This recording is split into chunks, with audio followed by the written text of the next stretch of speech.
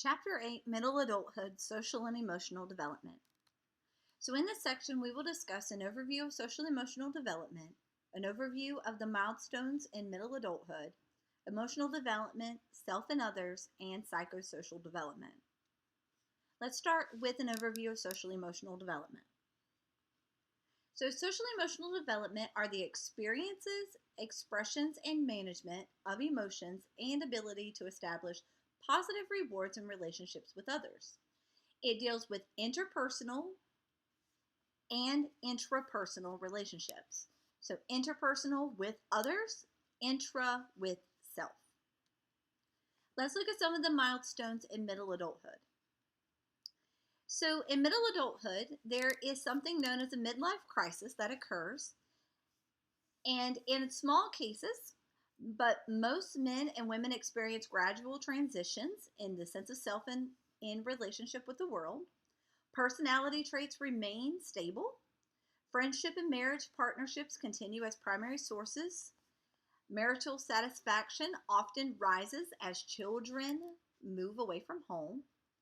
Maintenance phase in their career allows for greatest productivity at work, but could also cause burnout. And then experiences with facing age discrimination is more likely. So emotional development. Middle adulthood has its own unique challenges, and these challenges result from physical changes, so things like the aging process, environmental pressures, and new obligations, and also with developmental tasks. So the increase with civic and social responsibilities, establishing and maintaining an economic standard of living, assisting children in becoming responsible and happy adults, developing and keeping adult leisure time activities, accepting and adjusting to their physical changes, and adjusting as their parents age. Now, these tasks do not only help people adjust in this stage, but also prepares them to meet the challenges as they move into late adulthood. So, the middle generation or middle adulthood is what is known as the sandwich generation. And this is because they provide for not only their children, but also for their elderly parents.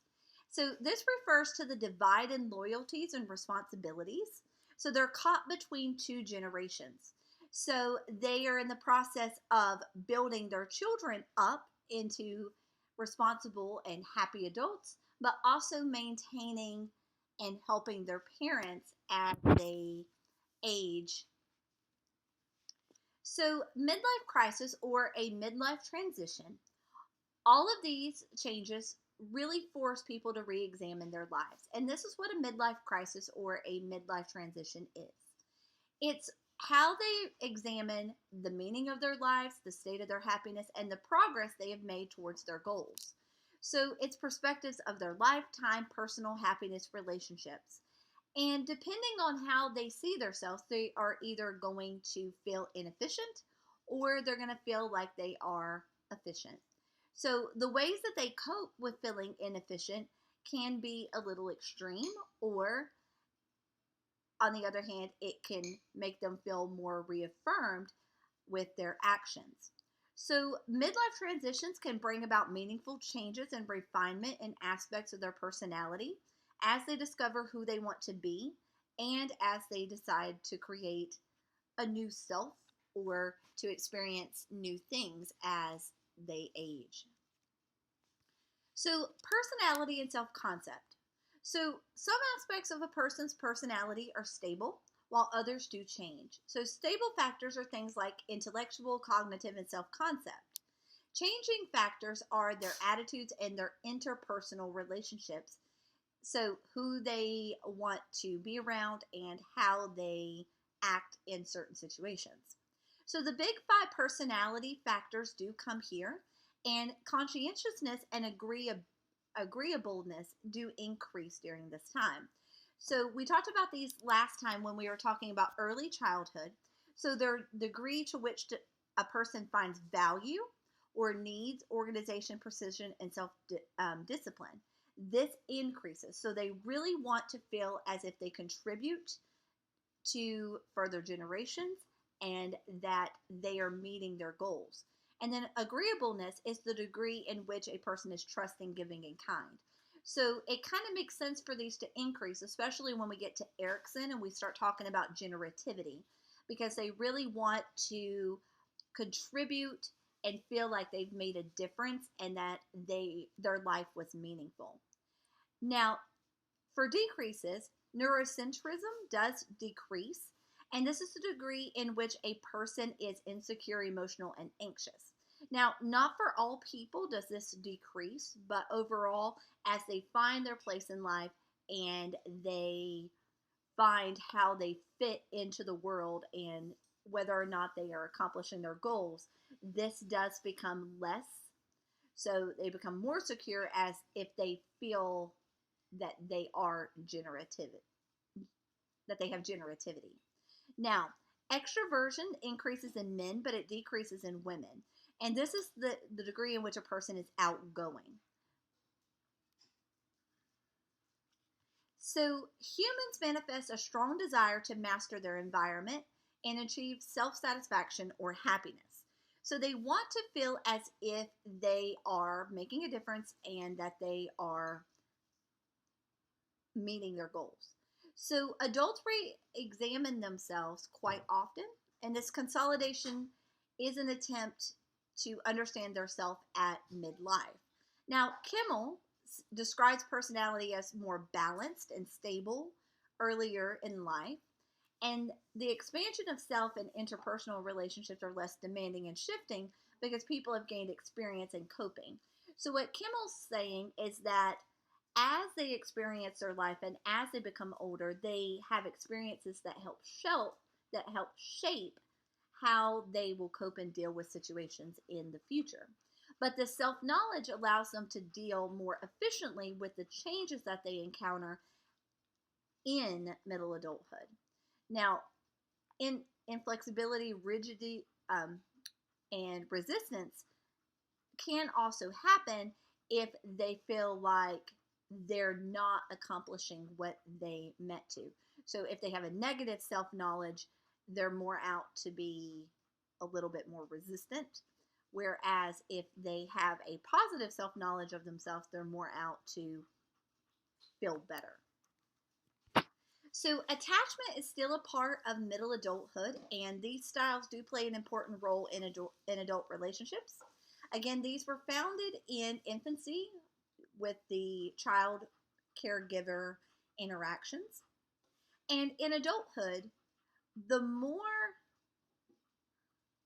negative attachment that they have, the more difficulty they are going to have as they move into adulthood. So they're going to feel like they are going to lack self-worth, they're going to struggle to trust others, and they're just going to have a harder time with making relationships and things like that. So attachment research, Alexander researched the relationship between attachment and abuse by partners in adulthood. And what Alexander found is that people that had a disorganized, disoriented, or unresolved attachment were at higher risk of being victimized in adulthood. And that many of these people were plagued with exposure to violence as a child, which impacted their attachment in adulthood. And Casper investigated genetics and how this plays a role in attachment as well.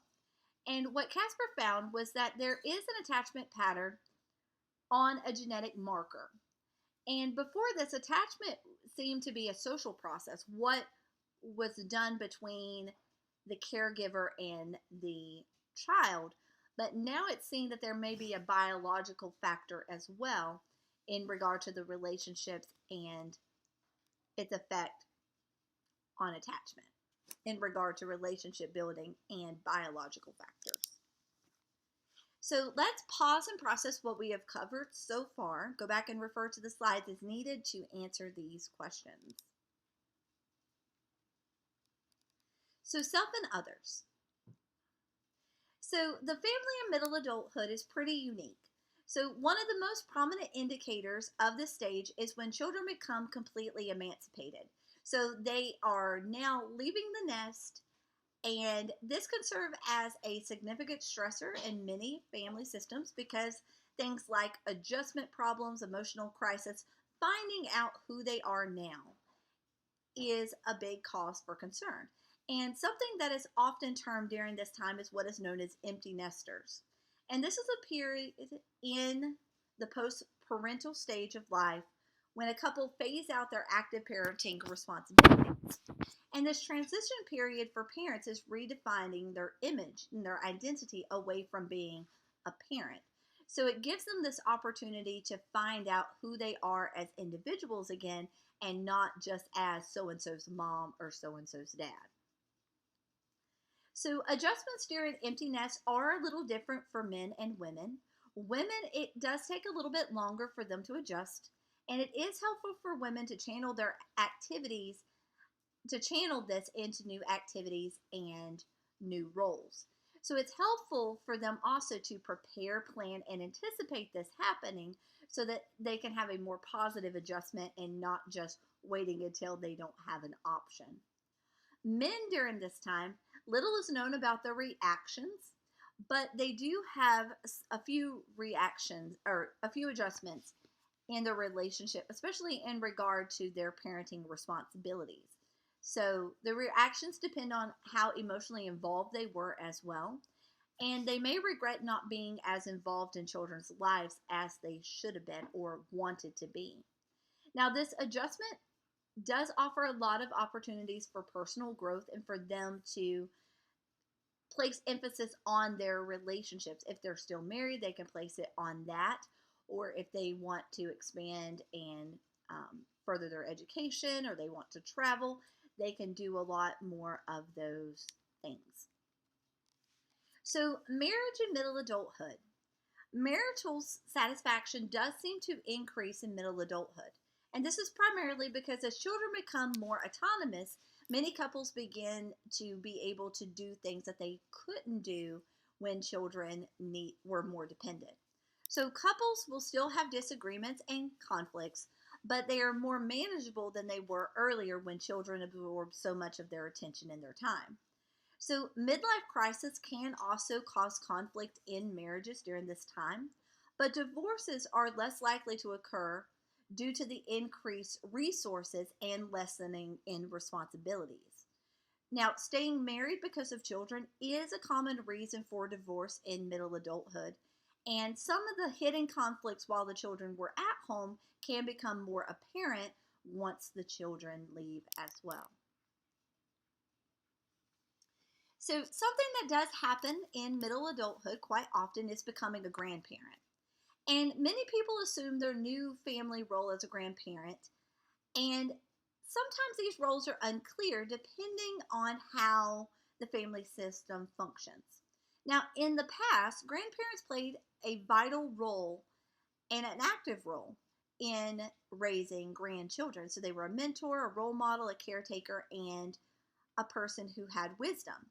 Today, a lot of grandparents are active, but they may take more of a passive role in raising grandchildren. So, passive roles may include being a loving older person who does not interfere with the parent's decisions, or they may also act as a reserve parent in times of need, crisis, or emergency. And they may see children often, and they may also be more of a recreational or fun-oriented person in regard to interacting with the child. Now, symbolically, active roles were being there to act as a person for stability during the time, also acting as a family watchdog and providing care as needed, being there to help with family conflict, but also serving as a bridge for the past, present, and the future, so acting as a historian. Now, there are a couple of grandparenting styles. You have your remote relationship, your compassionate relationship, and your involved relationship.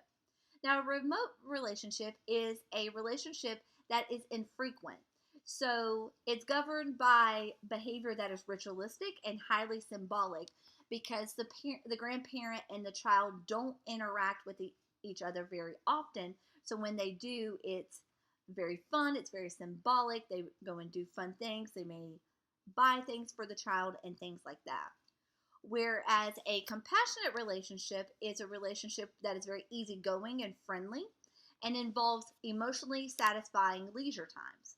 Now, a compassionate relationship could be a remote relationship as well, depending on where the grandparents live and the child lives. An involved relationship is where there's a focus on active roles such as actively taking care of the child like a parent. So they may pick the children up from after school, or they may watch them during the week or on the weekends for the parents. So they step in as a parental figure.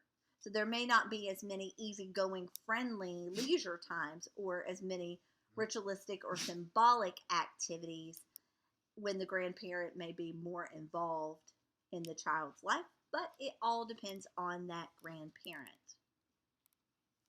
So research with grandparenting. So research has showed that a lot of the activities between grandparents and grandchildren are pleasurable activities that emphasize expressions of affection towards the grandchildren, especially in regard to grandparents that are more of a caretaking type. They're less likely to do those activities than grandparents that aren't around their grandchildren as much. Now, factors that influence grandparenting do a lot with divorce and proximity and also socioeconomic status and things like that. So middle-class individuals do assume more active grandparenting roles. Living close does increase the likelihood of having active grandparents. Remote style is enhanced when living further away, but with technology today, that's becoming a little bit less with being able to Skype and talk to grandparents and things like that. But it's still not the same as actually being there and doing the activities. Divorce of parents can also impact grandparent-grandchild relationships, especially when with the father's parents. May not be as involved, may not be able to see the grandchild as much. And then also remarrying after divorce.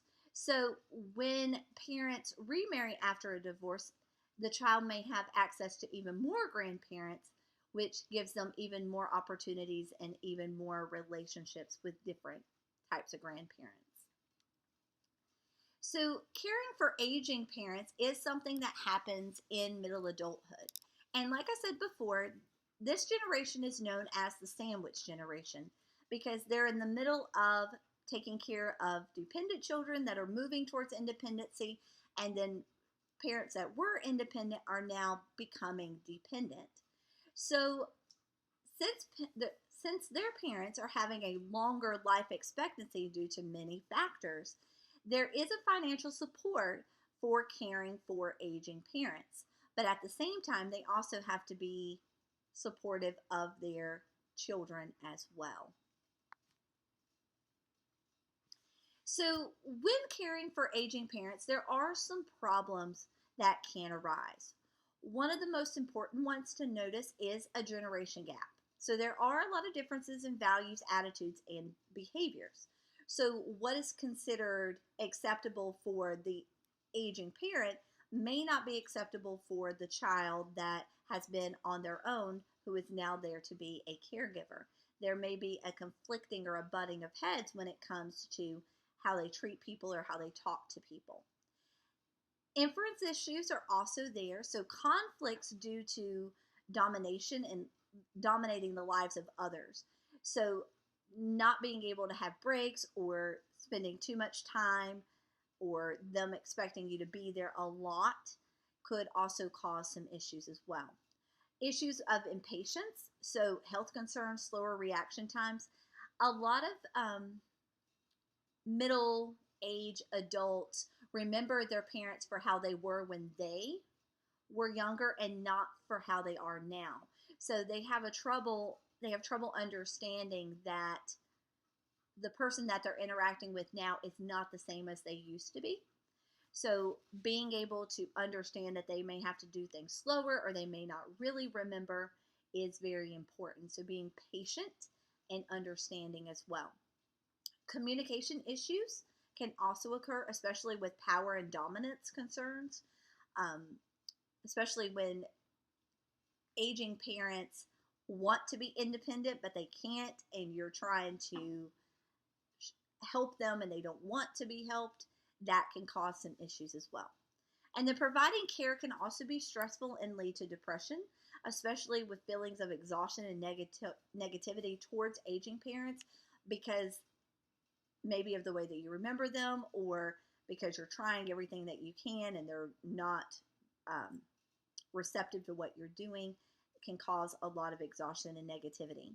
So, also feelings with frustration, impatience, guilt, and then conflict with other family members about who is going to also help, especially when it seems like one of the siblings is helping more than the others.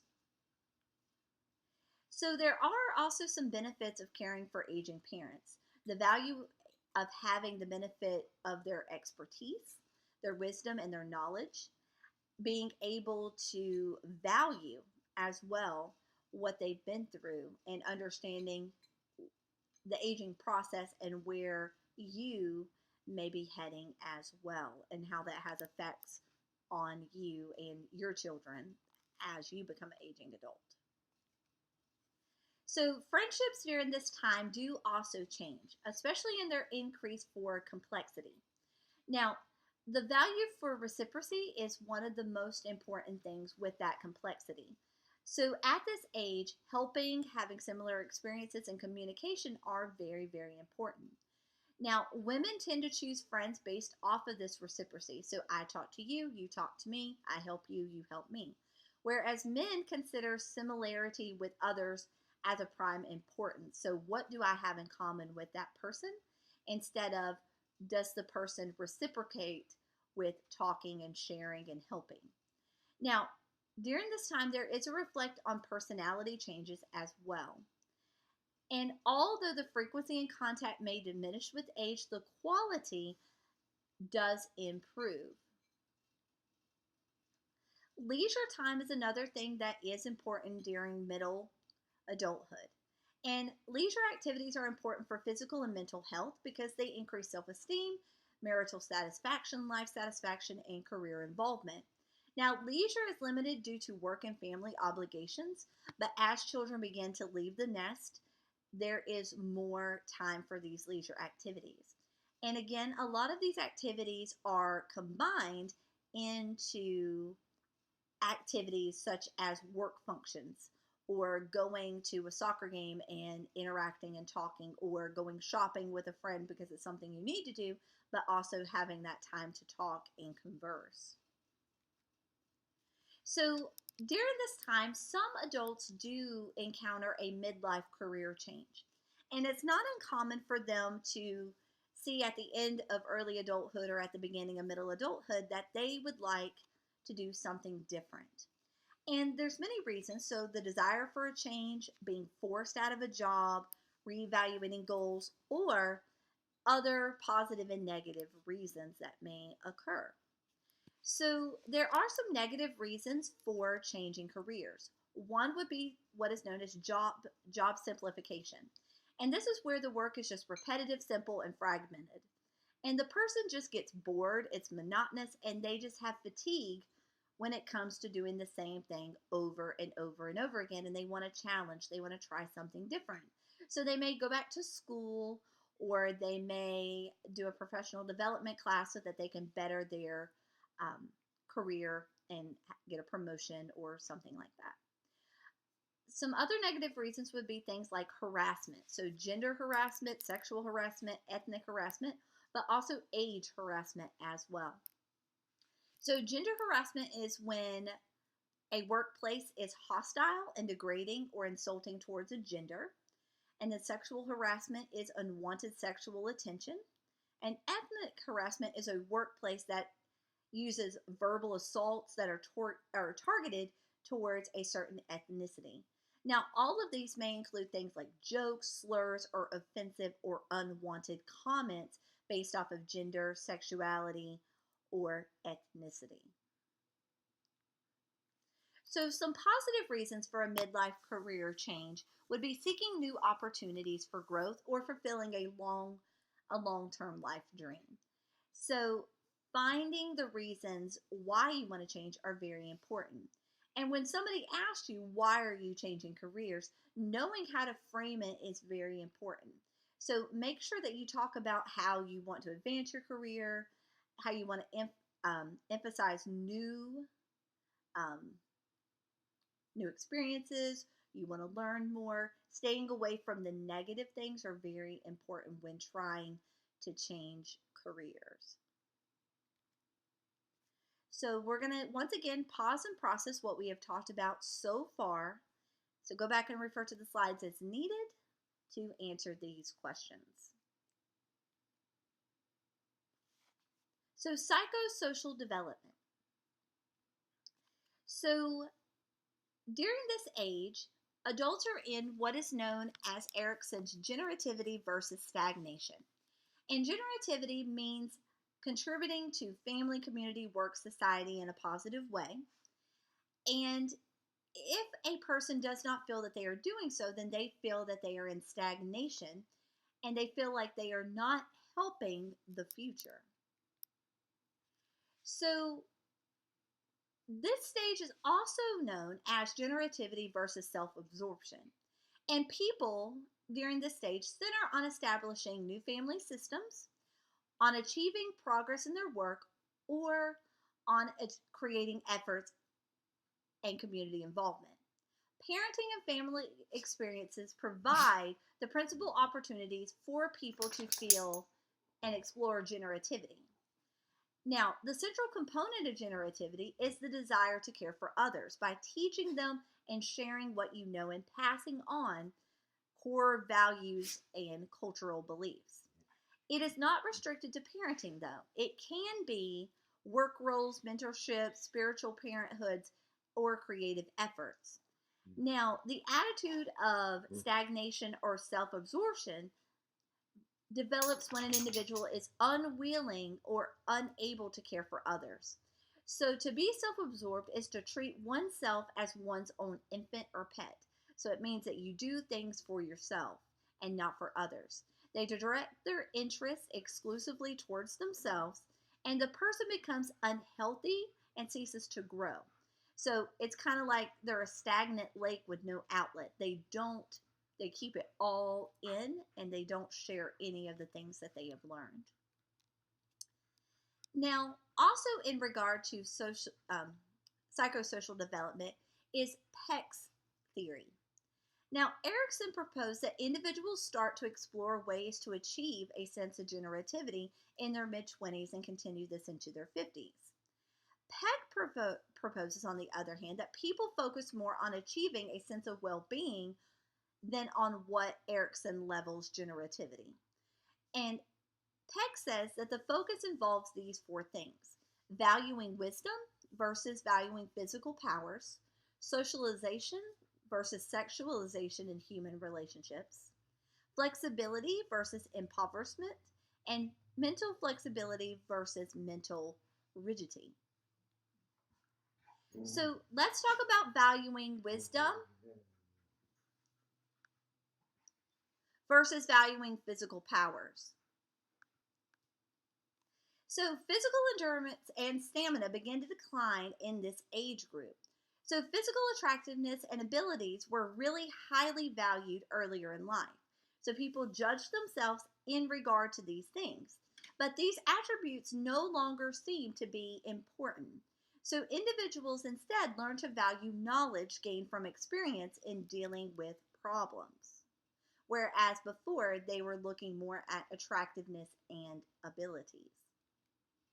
So socialization versus sexualization in human relationships. So after experiencing menopause or andropause, people tend to devalue sexuality as a basis of interpersonal relationships.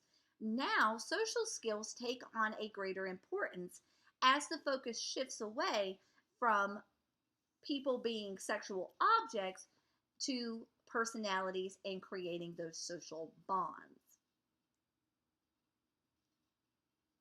So, flexibility versus impoverishment. So, middle aged people discover the importance of emotional flexibility, and instead of making a heavy emotional investment in one person or activity, they learn that it is to one's advantage to invest emotion in many people or activities. So, what this means is that they're going to widen their social network, and by doing so, they're going to have social insurance in times of need. So, they're able to have that reciprocity and being able to reach out to more than just one person. So, mental flexibility versus mental rigidity. So, one hazard of growing older is becoming closed minded to new ideas or situations or solutions. So, surviving to this point in one's lifespan gives people the illusion that their knowledge is complete. However, knowledge is lifelong and we are always growing and learning. Now, because of this illusion that knowledge is complete, the attitude stifles growth and promotes stagnation. But by remaining open and receptive, people can continue to foster and grow and become lifelong learners. So, once again, we're going to pause and process what we have covered so far. So, go back and review the slides as needed to answer these questions. And that is the end of this section.